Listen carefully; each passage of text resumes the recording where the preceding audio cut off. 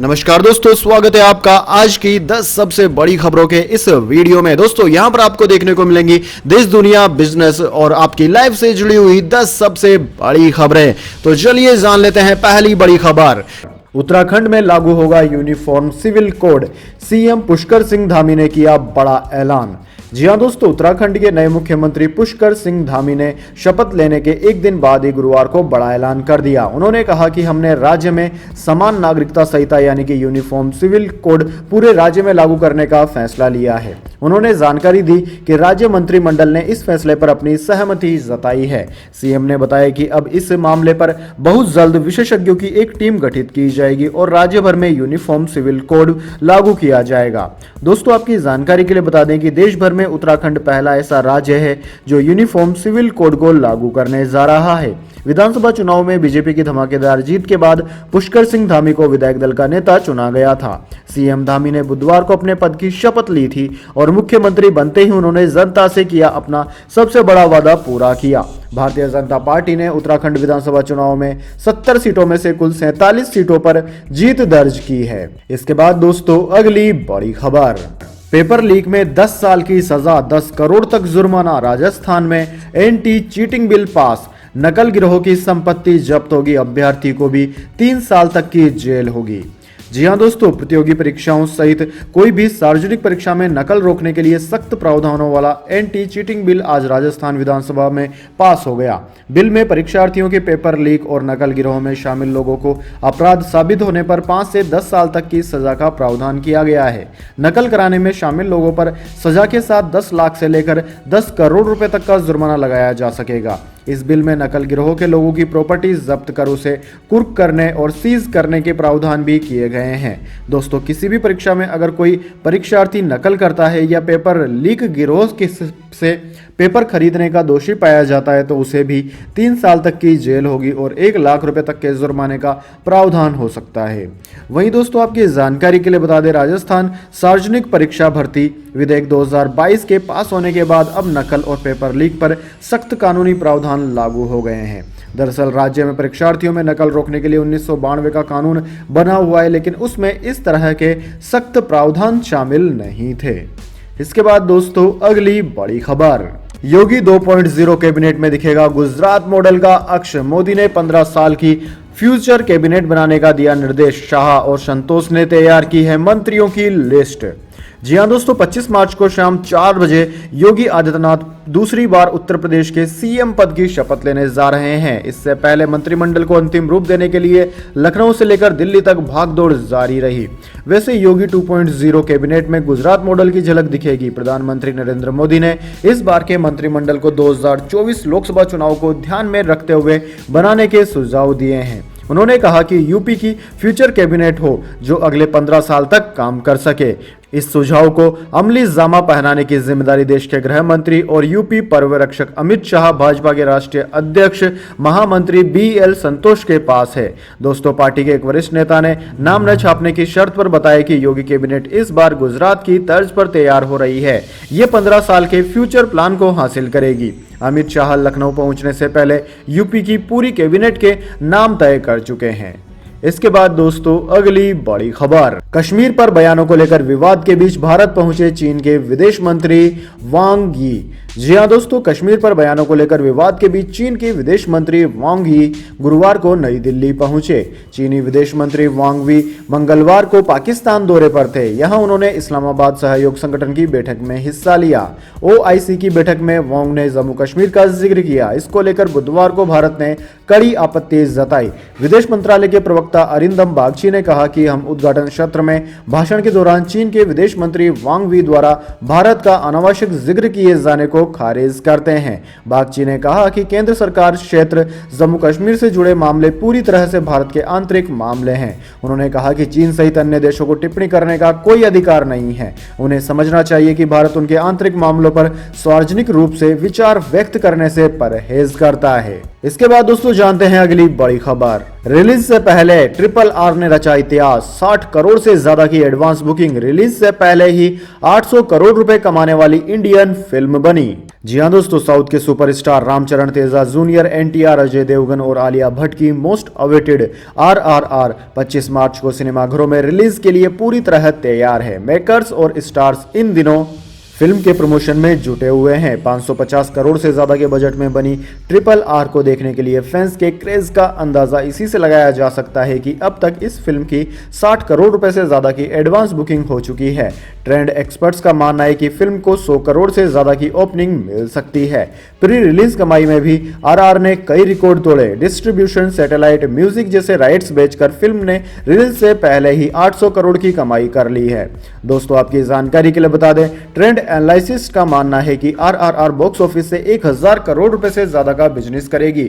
वहीं pre release rights से film पहले ही 800 करोड़ रुपए का बिजनेस कर चुकी है। रिपोर्ट्स के मुताबिक डायरेक्टर SS राजामौली की फिल्म का प्री रिलीज थिएट्रिकल बिजनेस सभी भाषाओं से 470 करोड़ रुपए से ज्यादा का है। इसके साथ ही film pre release theatrical business करने के मामले में सबसे ज्यादा कमाई करने वाली इंडियन मूवी बन गई है। दोस्तों आपकी जानकारी के लिए बता दें, फिल्म ने बाहुबली का रिकॉर्ड भी तोड़ दिया, क्योंकि बाहुबली ने 350 करोड़ रुपए का प्री रिलीज थिएट्रिकल बिजनेस किया था। इसके बाद दोस्तों अगली बड़ी खबर। वीरभूमि हिंसा को लेकर एक्शन में पश्चिम बंगाल सरकार, जिम्मेदार अधिकारी हो रहे सस्पेंड। जी हां दोस्तों, पश्चिम बंगाल के वीरभूमि में हुई हिंसा के बाद अब ममता सरकार एक्शन में नजर आ रही है। विपक्ष के तमाम आरोपों और हाईकोर्ट में चल रही सुनवाई के बीच सीएम ममता बनर्जी पुलिस को कड़े निर्देश जारी कर रही है, जिसके बाद आरोपियों और जिम्मेदार अधिकारियों के खिलाफ कार्यवाही की जाएगी। इसी क्रम में दोस्तों अब रामपुरहाट में SDPO अयान अहमद को सस्पेंड कर दिया गया है। रामपुरहाट में हुई इस बड़ी हिंसा की घटना के बाद यह कार्रवाई हुई। रामपुरहाट के SDPO को सस्पेंड करने के अलावा उनका राज्य के फूड एंड सप्लाई डिपार्टमेंट में ट्रांसफर किया गया। वो यहां फिलहाल ऑफिसर जोन कंपलसरी वेटिंग रहेंगे, यानी कि अब यहां पद खाली होगा तो उनकी नियुक्ति की जाएगी। इससे पहले भी कुछ अधिकारियों पर गाज गिर चुकी है। दोस्तों रामपुरहाट में बतौर इंस्पेक्टर इंचार्ज तैनात एक अधिकारी को भी सस्पेंड कर दिया गया। इससे पहले ममता बनर्जी के निर्देश के बाद पुलिस ने एक TMC नेता को गिरफ्तार किया था। पुलिस ने तृणमूल कांग्रेस रामपुरहाट 1 के ब्लॉक अध्यक्ष अनारुल हुसैन को गिरफ्तार किया। इसे लेकर एक सीनियर अधिकारी ने बताया कि इलाके में संभावित अशांति के बारे में स्थानीय लोगों की आशंका पर ध्यान नहीं देने के लिए मुख्यमंत्री ममता बनर्जी ने उन्हें गिरफ्तार करने का निर्देश दिया था। इसके बाद दोस्तों अगली बड़ी खबर। IPL के 2 दिन पहले धोनी ने कैप्टनसी छोड़ी। CSK को 4 खिताब जिता चुके माही की जगह जडेजा को कमान, 14 साल में पहली बार बदला कप्तान। जी हां दोस्तों, महेंद्र सिंह धोनी चेन्नई सुपर किंग्स के कप्तान नहीं होंगे। उन्होंने टीम की कप्तानी छोड़ दी है। उनकी जगह जडेजा कमान संभालेंगे। CSK ने अपने ट्विटर अकाउंट पर इस बात की घोषणा की है। जडेजा 2012 से चेन्नई सुपर किंग्स टीम का हिस्सा हैं। माही की कप्तानी में चेन्नई ने 4 बार IPL का खिताब जीता। चेन्नई टीम ने इस बार जडेजा और धोनी समेत 4 खिलाड़ियों को रिटेन किया था। धोनी 14 साल से चेन्नई सुपर किंग्स के कप्तान थे। ये पहला मौका है जब CSK का कप्तान बदला है। दोस्तों जडेजा को फ्रेंचाइजी ने 16 करोड़ रुपए में रिटेन किया था। वहीं धोनी को इस सीजन के लिए 12 करोड़ रुपए मिले थे। पहले भी कयास लगाए जा रहे थे कि जडेजा को कप्तान बनाया जा सकता है। उनके अलावा मोइन अली को 8 करोड़ और ऋतुराज गायकवाड़ को 6 करोड़ रुपए में रिटेन किया गया था। इसके बाद दोस्तों अगली बड़ी खबर। CM अरविंद केजरीवाल ने कहा, विवेक अग्निहोत्री को बोलो द कश्मीर फाइल्स YouTube पर डाले। जी हां दोस्तों, डायरेक्टर विवेक अग्निहोत्री की film the Kashmir files box office पर धूम मचा रही है। इस फिल्म में अनुपम खेर, दर्शन कुमार, पल्लवी जोशी, मिथुन चक्रवर्ती जैसे स्टार्स ने काम किया। फिल्म को हजारों लाखों लोग देखने जा रहे हैं। बॉक्स ऑफिस पर द कश्मीर फाइल्स की खूब कमाई हो रही है, तो वहीं स्टार्स के काम को भी सराहा जा रहा है। दोस्तों देश के कई राज्यों में फिल्म द कश्मीर फाइल्स को टैक्स फ्री कर दिया गया। हरियाणा से लेकर गुजरात, मध्य प्रदेश, कर्नाटक, गोवा, त्रिपुरा, उत्तराखंड, उत्तर प्रदेश तक इस लिस्ट में शामिल हैं।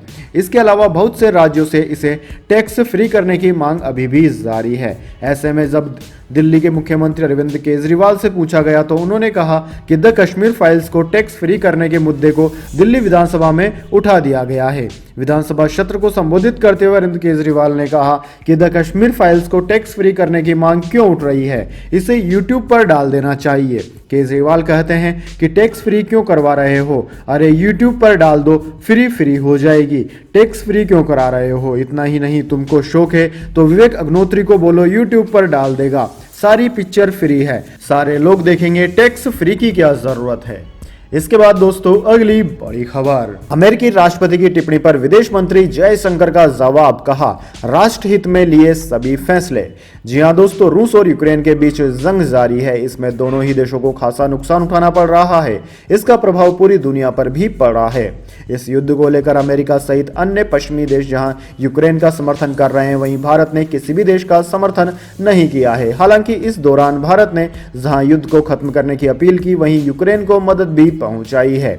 इसी बीच भारत के यूक्रेन पर अस्थिर बने रहने के आरोप लगते रहे। इसी कड़ी में अमेरिकी राष्ट्रपति जो बाइडेन ने टिप्पणी की थी कि भारत यूक्रेन पर अस्थिर है। इस टिप्पणी का संसद में जवाब देते हुए विदेश मंत्री जयशंकर प्रसाद ने कहा कि भारत विदेश नीति के फैसले राष्ट्र हित में करता है। वहीं संयुक्त राष्ट्र सुरक्षा परिषद यूएनएससी में रूस द्वारा यूक्रेन में मानवीय संकट को लेकर प्रस्ताव लाया गया था। इसमें भारत समेत 13 सदस्य देशों ने वोट नहीं दिया था। इसके बाद दोस्तों अगली बड़ी खबर, पाकिस्तान में सियासी घमासान, वक्त से पहले चुनाव का ऐलान कर सकती है इमरान खान सरकार। इमरान खान बोले 27 मार्च को लोग मेरे साथ मेगा रैली में शामिल हो।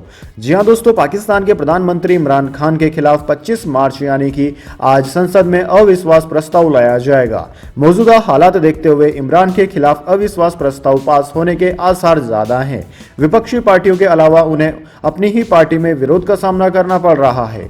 दोस्तों बताया जा रहा है कि संसद के कुल 342 सांसदों में से 187 इमरान के खिलाफ हैं, जो कि अविश्वास प्रस्ताव पास कराने के आंकड़े से ज्यादा है। अविश्वास प्रस्ताव लाए जाने से पहले इमरान सरकार के होम मिनिस्टर शेख रशीद का बड़ा बयान सामने आया। गुरुवार को इस्लामाबाद में प्रेस कॉन्फ्रेंस करते हुए रशीद ने पार्टी बदलने वाले बागी नेताओं से कहा कि ऐसा करके उनका कोई भला नहीं होगा। उन्हें ध्यान रखना चाहिए कि देश में वक्त से पहले ही चुनाव कराए जा सकते हैं।